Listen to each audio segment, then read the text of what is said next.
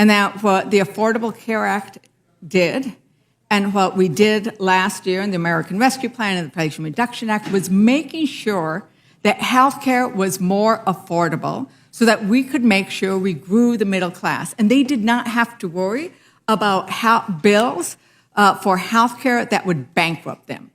And we were able to do that because we had guardrails, because we had protections to make sure that when you got pregnant, when you had a very serious illness, when you had cancer, that you were not then bankrupted for the care that you got. And that, as the ranking member pointed out, that the pool was large enough to make sure that the risks were spread out. And, it worked. In 2022, the uninsured rate stood at 8%, the lowest level in history. Finally, 92% of Americans now have access to health insurance and health care. In fact, following the American Rescue Plan, 16.3 million people signed up for coverage through healthcare.gov. What we did was save $800 per year in premiums.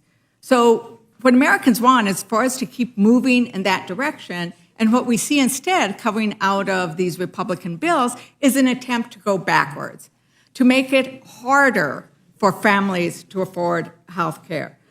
Ranking Member Scott, we've heard that association health plans won't be able to set premiums based on health. But could they use age and gender as a basis? Well, they would get priced by, you could be priced by experience. So if the association is running up higher bills, they'd have to pay higher premiums. So if they were older, if you had a workforce that is older, if you had a workforce that had more women in it, would you likely be paying a higher price? And sicker, yes, you'd be paying a higher price. And this doesn't reduce overall health care costs. You've just shifted the cost into an association. The association will always have below average costs because the consumer will look, I can join the association, oh, wait a minute, their costs are higher than the Affordable Care Act premiums. I'm not moving. So you won't buy the higher premium association. So some associations will have a high price, some have low price. The high price won't be viable. So yeah, every association will have a lower than average price. And it's simple arithmetic. Everybody left behind will be paying on average more. And so the more associations you get coming out paying lower prices, the higher everybody else. And if you got a pre-existing condition or you're in a group with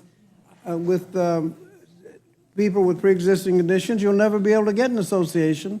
So you're just stuck with a gradually increasing premium. All the healthy people over here are getting lower premiums, and you know what that looks like because it looked like that before the Affordable Care Act. People with pre-existing conditions couldn't afford insurance. So, Chairwoman Fox, the new association health plans would, under the AHPA that's presented here, would not be required to cover maternity or prenatal care. Is that correct? Say again, I'm sorry. They would not be required to cover maternity or prenatal care. No essential benefits. No essential benefits. That was a question for the chair, but thank you for answering. Are you missing a stimulus check?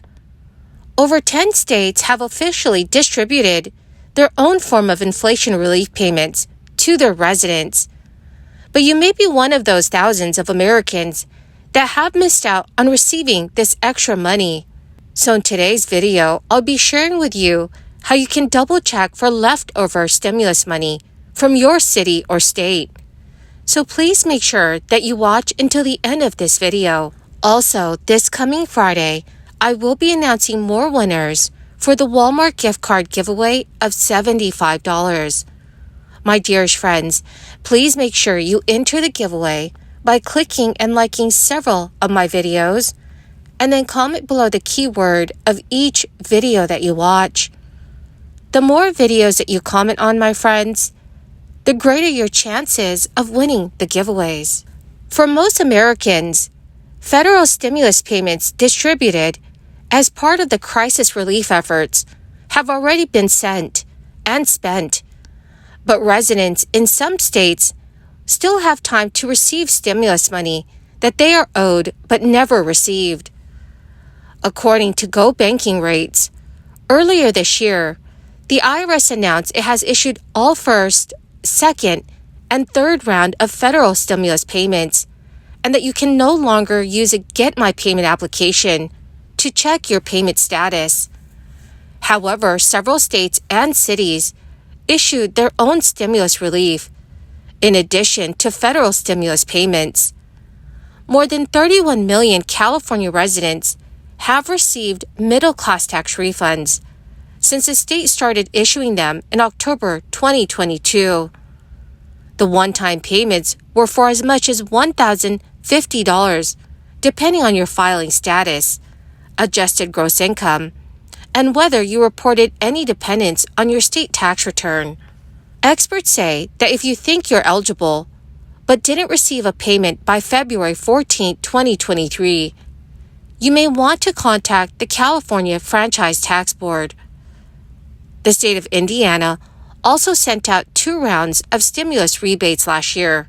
First-round payments of $125 were issued beginning in May 2022, while a second round of $200 payments should have been delivered by the end of October.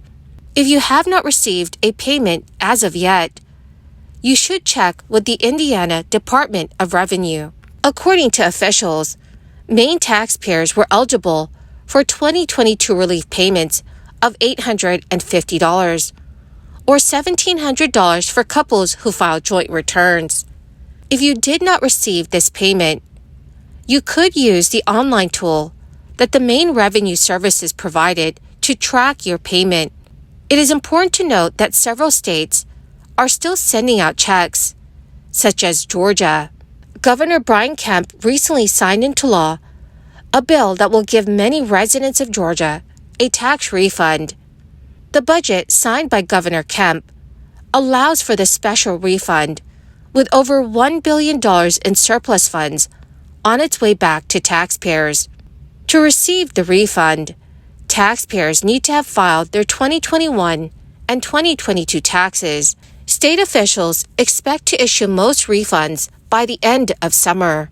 Also, friends, according to USA Today, President Biden's backup plan for delivering student relief will likely face legal scrutiny for the same reason that his initial plan was knocked down by the Supreme Court. So this raises questions about the administration's ability to deliver on his campaign pledge. The Supreme Court ruled 6-3 last week that Biden overstepped his authority when he used a 2003 law called the HEROES Act to forgive up to $20,000 in student debt. Hours after the decision landed, the U.S. president announced he would instead pursue debt relief under the Higher Education Act of 1965. It is an option he described as legally sound, but Biden acknowledged would likely take longer because of the process required to adopt it. The HEROES Act empowered the Secretary of Education to waive or modify loan terms, while the Higher Education Act permits the administration to compromise loans and forgive them in specific circumstances. In his announcement last week, Biden carefully worded the scope of his new proposal. He described it as the best path that remains to be providing for as many borrowers as possible with debt relief. It is not clear specifically what the administration has in mind. The president's original proposal sought to forgive $10,000 for many federal student loan borrowers and up to $20,000 in debt relief for low-income Pell Grant recipients. The debt cancellation was only available to borrowers with annual incomes less than $125,000 or from households earning $250,000 or less. Some 26 million Americans applied for the relief, and the administration estimated that more than 40 million people might qualify. Supporters of Biden's latest efforts say the Higher Education Act more clearly lays out the administration's power to forgive debt, and they note that while the Education Department has crafted regulations that suggest relief should be provided on a case-by-case basis. The provision of the law at issue does not include that limiting language. So, dear friends, what are your thoughts about President Biden's student loan forgiveness plan? Please let me know what your thoughts are in the comments section below. Well, my awesome and amazing friends, that is the end of my daily stimulus update video for this Sunday. My dearest friends, thank you so much for being here every day and for being part of this community. To say thank you and to show my appreciation, I will be announcing more winners every week for the Walmart gift card giveaway. If you'd like to enter these weekly giveaway, friends, all you have to do is click and like several of my videos and then comment below the keyword as each video that you watch. The more videos that you watch and then comment on, friends, the greater your chances of winning the giveaways. Thank you and have a wonderful and very blessed Sunday.